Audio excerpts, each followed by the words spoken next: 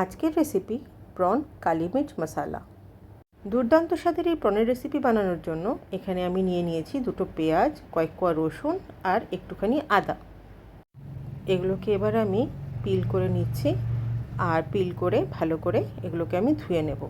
এর মধ্যে যে বড় পেঁয়াজটা ছিল সেই পেঁয়াজটা একটা প্যানে, সাথে রসুন, কয়েক টুকরো কাজু বাদাম, আদা আর দুটো কাঁচা লঙ্কা দিয়ে প্যানের মধ্যে দিয়ে দেবো কিছুটা জল, দিয়ে এটা আমি একটু বয়েল করে নেব।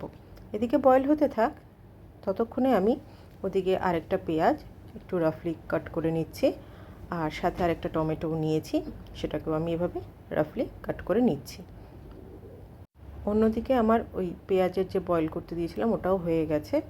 এটাকে আমি এবার নামিয়ে স্টেন করে নেব।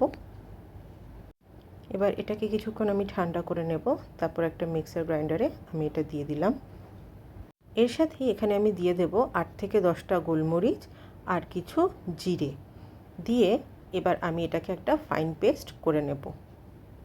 কড়াইতে আমি সর্ষের তেল দিয়ে রান্নাটা করব। কিছুটা সর্ষের তেল দিয়ে এবার আমি যে এই প্রনগুলোতে হলুদ আর নুন মাখিয়ে রেখেছিলাম সেগুলো আমি একটু তেলের মধ্যে হালকা করে ভেজে নেব, দুটো সাইড উল্টে উল্টে। বেশি কড়া করে একদম ভাজবো না, তাতে প্রনটা শক্ত হয়ে যাবে, খেতে ভালো লাগবে না। ব্যাস হয়ে গেছে, দেখুন খুবই হালকা করে ভেজে নিয়েছি। এবার প্রন ভাজার তেলের মধ্যেই আমি আরেকটু তেল দিয়ে দিলাম। এবার এখানে দিয়ে দিলাম এলাচ আর দালচিনি ফোড়নে। ফোড়ন থেকে একটু গন্ধ বেরিয়ে এলেই যে পেঁয়াজ কুচিয়ে রেখেছিলাম সেগুলো আমি এখানে দিয়ে দিলাম। পেঁয়াজটা ভাজা ভাজা হয়ে এলে এবার যে পেস্টটা করে রেখেছিলাম সেটা আমি এখানে দিয়ে দিলাম। দিয়ে এবার ভালো করে একটু নাড়াচাড়া করে মিশিয়ে নেব। যতক্ষণ না তেলটা উপরের দিকে উঠে আসে, এবার এটা একটু ভাজা হয়ে এসছে। এবার এখানে আমি দিয়ে দেবো স্বাদ মতো নুন, একটু লাল লঙ্কার গুঁড়ো আর একটু হলুদ দিয়ে এবার আমি এটাকে ভালো করে আরেকবার মিশিয়ে ভেজে নেব। মশলাটা একটু ভাজা হয়ে গেলে এবার যে মিক্সিং জারটা ছিল মশলা বাটার, সেখানে একটু জল দিয়ে আমি এই মশলার মধ্যে সেই জলটা দিয়ে দিলাম, দিয়ে আবার একটুখানি ভালো করে মিশিয়ে নেব। এবার এখানে দিয়ে দিলাম টমেটো কুচি, দিয়ে আরেকবার ভালো করে এটা মিশিয়ে নিচ্ছি। এবার মেশানো হয়ে গেছে। এবার যে প্রনগুলো ছিল সেগুলো আমি এখানে দিয়ে দেব, দিয়ে ভালো করে মশলার সাথে প্রনগুলোকে মিশিয়ে দেব। এবার এখানেই ভালো করে এটা একটু আমি নাড়াচাড়া করে মিশিয়ে নিচ্ছি।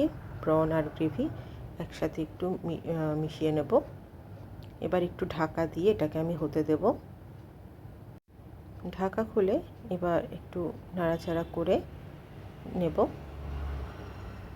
গ্রেভিটা ভালো মতো ফুটে গেছে, তেলটা উপরে এসে গেছে। এবার আমি এখানে দিয়ে দেব 2 চামচ মতো ফ্রেশ ক্রিম। ফ্রেশ ক্রিমটা পুরোপুরি অপশনাল, কিন্তু দিলে খুবই ভালো হয় খেতে। যদি আপনাদের বাড়িতে থাকে তো দিয়ে দেবেন।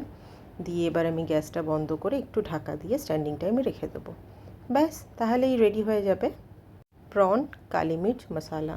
খেতে ভীষণ ভালো হয়, একবার ট্রাই করবেন প্লিজ। আর যদি আমার ভিডিও ভালো লাগে প্লিজ আমার চ্যানেলটাকে সাবস্ক্রাইব করবেন। Thank you, tata.